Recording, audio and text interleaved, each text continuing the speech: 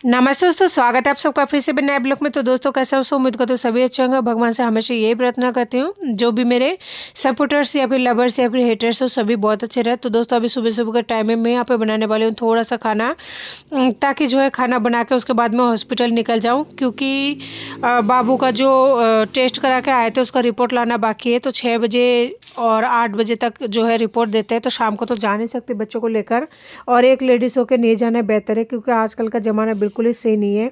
ना तो एज देखते हैं ना ही कुछ और, तो इसलिए खुद का सेफ्टी रखना सबसे ज़्यादा बेहतर है। तो इस वजह से बहुत कुछ सोच कर नहीं जाती हूँ आजकल, क्योंकि हमारी जो माहौल है ना जहाँ पे मैं रहती हूँ, तो ये भी थोड़ा सा ख़राब सा हो गया है। ख़राब इसलिए हो गया है, एक इंसान अगर अकेले रहता है ना, स्वाभाविक सी बात है, दुनिया की निगाहें उन्हीं पर टिकी रहती है, क्योंकि उनको पता होता है कि उसके साथ में कोई नहीं है, तो कोई कुछ भी करे तो कोई फ़र्क नहीं पड़ता। बहुत सारी वजह है। अब जो भी सिंगल है या फिर जो भी लोग अकेले हैं उनको पता होगा, और कई लोगों तो है फैमिली के बीच में रहते हुए भी उनके साथ होता है।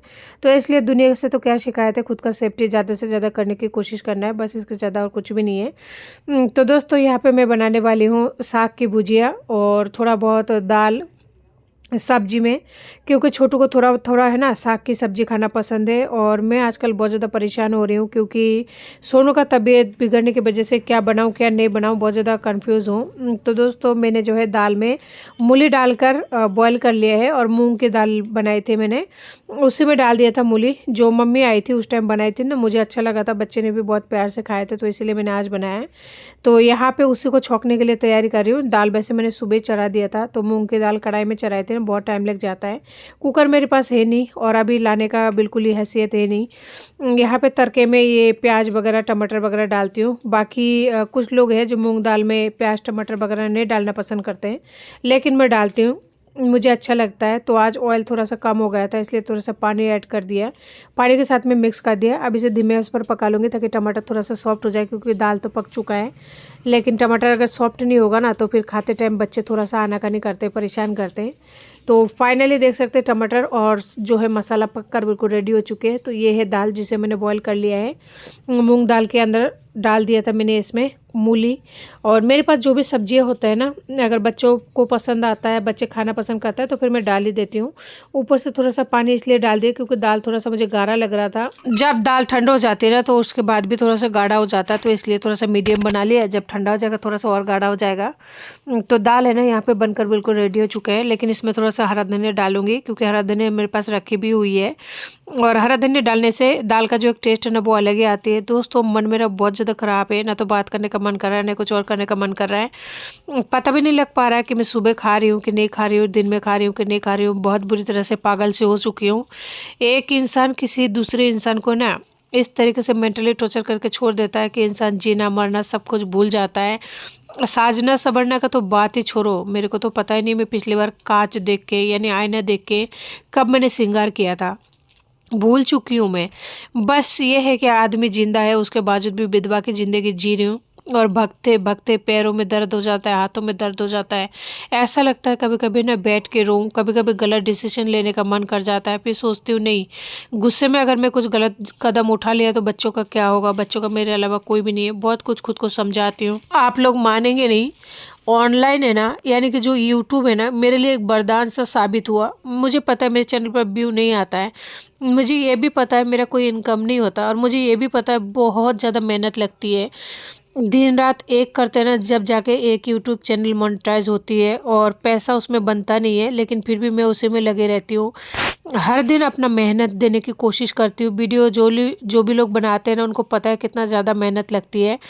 इतना आसान नहीं है। आप अगर खड़े हो तो भी फ़ोन को लगाओ, जहाँ जाओ वही फ़ोन को लगाओ, बहुत ज़्यादा मुश्किल होती है। तो इतना मेहनत करने के बाद फिर एडिट करने में टाइम लग जाता है, लेकिन मैं फिर भी करती हूँ, ताकि मैं आप लोगों के साथ बनी रहूँ, आप लोगों के टच में रहूँ, और मेरा मन को थोड़ा सा सुकून मिले। क्योंकि बहुत लोग बहुत तरह के कमेंट करते हैं ना, जिससे एक सलाह मिल जाती है कि हाँ मैं सही चल रही हूँ, कोई गलत चल रही हूँ, या फिर जो भी है, एक फैमिली सा बन सी गई है। यानी यूट्यूब पे मुझे इस तरह की सपोर्ट मिला ना, अभी तक मुझे कोई पैसा नहीं मिला, लेकिन एक सपोर्ट मिला जो कि मुझे मेंटली बहुत ज़्यादा सपोर्ट करते हैं। पता है, ऐसा लगता है कोई है मेरा भी फैमिली, यानी जो यूट्यूब फैमिली है ऑनलाइन वाला, ऐसा लगता है, थोड़ा सा सुकून सा महसूस होता है। क्योंकि ऑफलाइन तो मेरे लाइन में कोई रह नहीं गया है, कोई नहीं रह गया मेरे लाइफ में। देखिए, ना तो पति रहा, 16 साल रिश्ता निभाने के बावजूद भी वो पति इस तरह छोड़ के गया, जहाँ पीछे मुड़ के नहीं देखा, चाहे बच्चे मरे जिए, फैमिली मरे जिए, कोई फ़र्क नहीं पड़ता। और उस विधवा का तो किस्मत बहुत अच्छी है, जहाँ पे ऐसे इंसान मिल गया जो महीने में लाखों रुपए कमाता है, क्या दिक्कत है उसको। और मेरी बच्चों की बदकिस्मती इतना है, जहाँ पे उन लोगों को रोटी तक, दवाई तक के लिए इतना ज़्यादा परेशान होना पड़ रहा है, स्कूल छूट के बैठा हुआ घर पर। तो मेरे बच्चों की किस्मत बहुत ज़्यादा ख़राब है। कभी कभी तो ऐसा लगता है इनको जन्म ही क्यों दे दिए मैंने दूसरे की बातों में आके, या फिर जो भी है। दूसरे की बातें तो नहीं था, लेकिन वो सब बोलते हैं ना, बच्चा नहीं हुआ, बच्चा नहीं हुआ, बस वही सब बातें याद आती है। सोचती हूँ कि अगर उसी टाइम में बच्चा जन्म नहीं देती, शायद आज बच्चों को इतना ज़्यादा तकलीफ के दिन नहीं देखना पड़ता, मेरी वजह से इनको इतना ज़्यादा दुख मिल रहा है। फिर सोचती हूँ अगर बच्चा नहीं होता तो क्या मैं करती, यानी मैं किसके सहारे रहती, वो तो चला ही जाता। क्योंकि जिनको जाना होता है ना, वो चले ही जाता है, चाहे आप कितना ही कोशिश कर लो, कितना ही कुछ दे लो, कितना जान दे लो, वो नहीं रहेगा। मैंने एक चीज़ नोटिस करके देख ली है, मेरे खुद के आदमी मुझे जितना सताया ना, उस बातों से मुझे अच्छे से याद हो गया कौन कैसा है। तो जी, खाना बनाने के बाद में खाना वगैरह खा के हम लोग यहाँ से निकल गए थे डॉक्टर के पास में। दोनों बच्चों को मैं यहाँ पे छोड़ के चली गई थी मंदिर के सामने। क्या कर सकती हूँ, अकेले इंसान का ऐसे ही होता है, बच्चों को कहीं भी छोड़ के चली जाती हूँ, क्योंकि मुझे दूर दूर तक भगना पड़ता है, कभी रिपोर्ट लेने तो कभी पर्ची कटाने। बच्चे कब तक खड़े रहेंगे। तो दोनों बच्चे वहाँ पे मंदिर में बैठे हुए थे, कोई पूजा वगैरह कर रहे थे। ये है सोनू का रिपोर्ट, जो कि कल जाँच कराया था ना, उसका आया है। मुझे तो इसमें कुछ समझ में भी नहीं आता, बस जो डॉक्टर है वो ही बताएंगे, जो मुझे समझ में आएगा।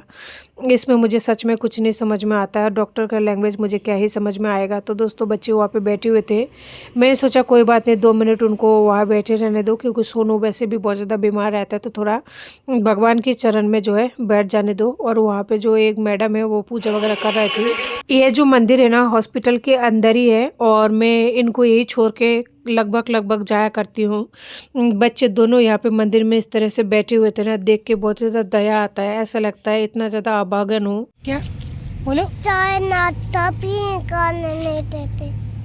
चाय नाश्ता भी नहीं करने देती। छोटू मुझसे बहुत ज़्यादा रूठा हुआ है, बहुत ज़्यादा गुस्से में है, और हर बार की तरह मेरा नसीब जो है आज भी बहुत ज़्यादा ख़राब है। ये तो रोज़ का ही काम है। सोनू, साथ साथ आओ बेटा। आज ही 25 तारीख और क्रिसमस डे है। मुझे तो पता नहीं था कि ना क्रिसमस डे कब है कब नहीं है।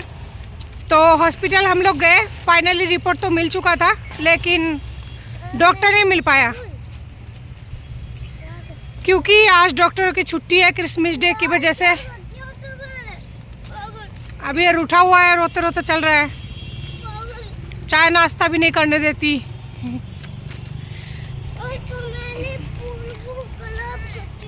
अभी भरभराते जाएगा। और डॉक्टर, अगर मुझे पहले पता होता कि क्रिसमस डे के दिन नहीं बैठेंगे तो नहीं जाती। एक तो सुबह सुबह जाना 2 बच्चों को लेकर बहुत ज़्यादा हेडेक हो जाती है, और फिर किराया भाड़ा लगता है। जाते टाइम तो हमें मिल गया था टोटो, लेकिन आते टाइम नहीं मिला। जो पैदल आ रहे हैं, पैदल है ना, बहुत दूर तक चलना पड़ता है, बच्चे थक जाता है। लेकिन कभी कभी कोई बात नहीं, कभी कभी चलना भी पड़ता है, नहीं तो फिर क्या कर सकते हैं। हमेशा ऑटो करके आना संभव भी नहीं है, क्योंकि ऑटो बहुत ज़्यादा पैसा लग जाता है। टोटो में कम लगता है, लेकिन ऑटो फिर हर रोज़ नहीं संभव हो पाता है, इसलिए पैदल चल रहे हैं। दोस्तों, सारे दिन रोज़ इसी तरह से कट जाती है, पता नहीं लगता कि दिन है कि रात है। लोग कहते हैं कि ना रात लंबी हो चुकी है, कि हमारे रातों की नींदें अच्छे से पूरी हो जाती है, हम तो सुबह होने से पहले ही जग जाते हैं। या तो पता नहीं लगता कि रात सच में बड़ी हुई है कि नहीं, सच में नहीं पता लगता, क्योंकि सुबह उठती हूँ तो दिन पता नहीं कैसे कट जाती है, रात को पता नहीं कैसे रात कट जाती है, पता नहीं लग पाता है। और मेरी है ना, इस बार जो है बहुत ज़्यादा मुझे तकलीफ़ हो रही है कनपट्टी वाला दर्द का।